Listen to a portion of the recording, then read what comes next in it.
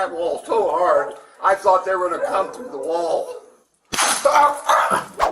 On the night of May 30th, 21, just before 11 p.m., officers Nicholas Hanning and Ellie Summers from the Idaho Springs Police Department in Colorado responded to a 911 call. Timothy Braden and his roommate Brittany Odom reported that their 75-year-old neighbor, Michael Clark, had allegedly assaulted Ms. Odom during a noise dispute. Arriving at their apartment complex, the officers approached Mr. Braden and Ms. Odom's door to investigate the troubling claims. Have you ever wondered what would happen if a neighbor dispute escalates to the point of police intervention? You're watching Cops and Consequences.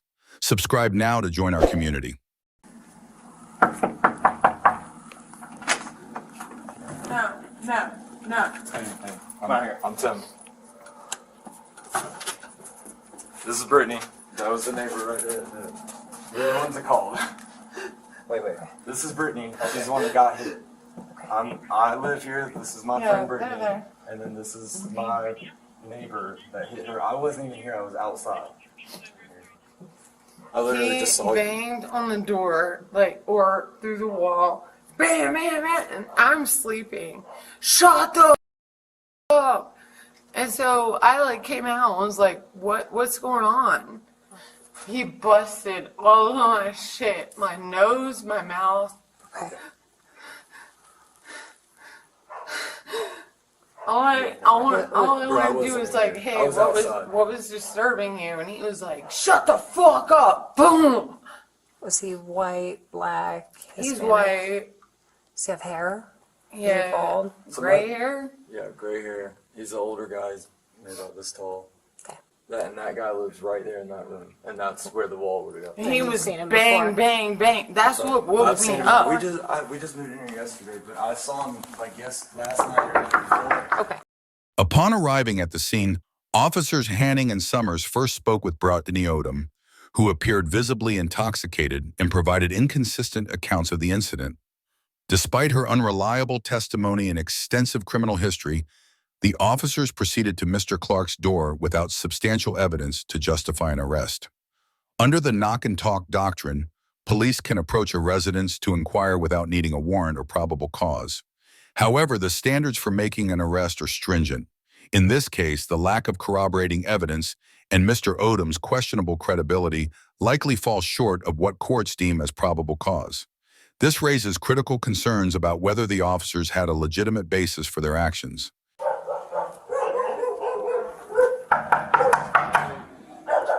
I'm going to put my dog in the bathroom, okay? Okay. What do you want? What the? Put it down! Put it down!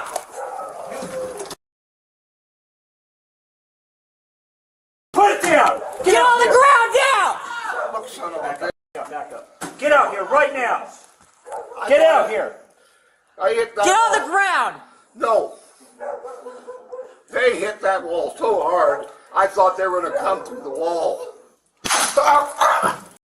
When Mr. Clark answered the door, holding a collectible sawfish sword, Officer Hanning entered the apartment without proper identification.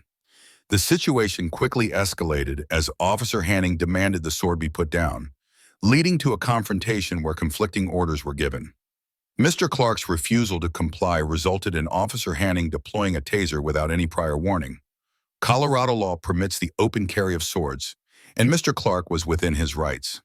The officer's rapid escalation to using a taser, especially on an elderly individual who posed no immediate threat, violates both departmental policies and state statutes regarding the appropriate use of force.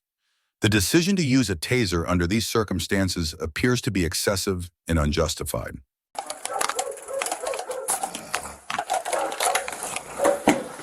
Party's unconscious.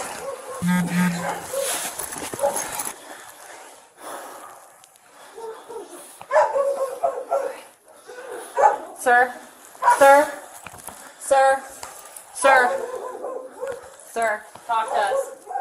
Talk to me. Sir, talk to me.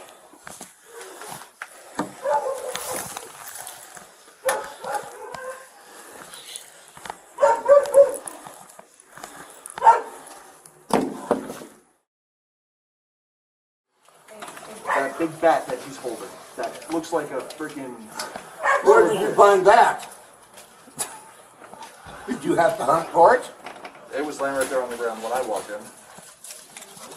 All right. I did not get that down. Not arguing with you. I did not get that down. All right.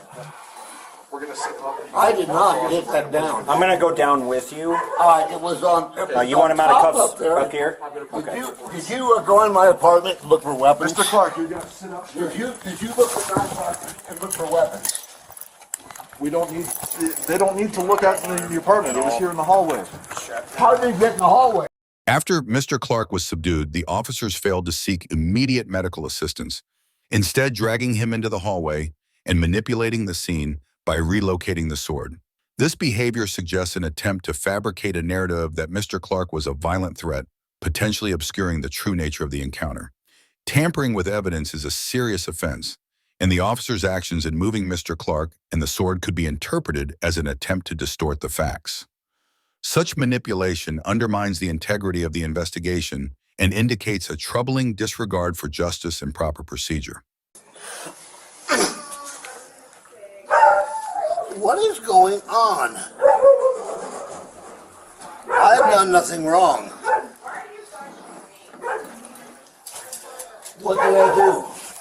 What's that? What did I do? You punched that girl. Huh? Punched that girl and then answered No, I the door did not. with a freaking machete, man. Oh, no, that is absolutely false. All right. Okay. We're gonna stand you up. I did not come after nobody. Okay. You're dealing with me now. We're gonna go down to the ambulance so I can... I was just in bed. All right. We're gonna stand up on the count of 3. Ready? 1, 2, 3. Stand up. I attacked nobody. I did nothing. Sit Does back. this look familiar? That's up on top there. Just sit, There. just sit. I did not come at anybody. Sit down. Swing your legs up. Swing your legs up. Sir, swing your legs up. All right. Feet, please. Go in the restraints. Okay. Mr. Clark was transported to the hospital, where he remained uncharged despite the officer's aggressive actions. Tragically, he suffered a stroke 2 days later, leaving him in a state requiring constant care. The legal repercussions for Officer Hanning included a guilty plea to assault, probation, and community service, while Officer Summers resigned without facing charges. Mr. Clark's subsequent lawsuit was settled for $7 million, though the city denied any admission of wrongdoing. This case highlights the severe consequences of excessive force and the lasting impact on individuals' lives. The officers involved failed to uphold their duty, resulting in devastating outcomes for Mr. Clark and his family. If you found this case as shocking as we did, make sure to subscribe to Cops and Consequences for more in-depth analyses of police interactions and the real-life repercussions that follow. Don't forget to hit the bell icon so you never miss an update. Share your thoughts in the comments below and let us know which cases you want us to explore next. Thanks for watching and stay informed.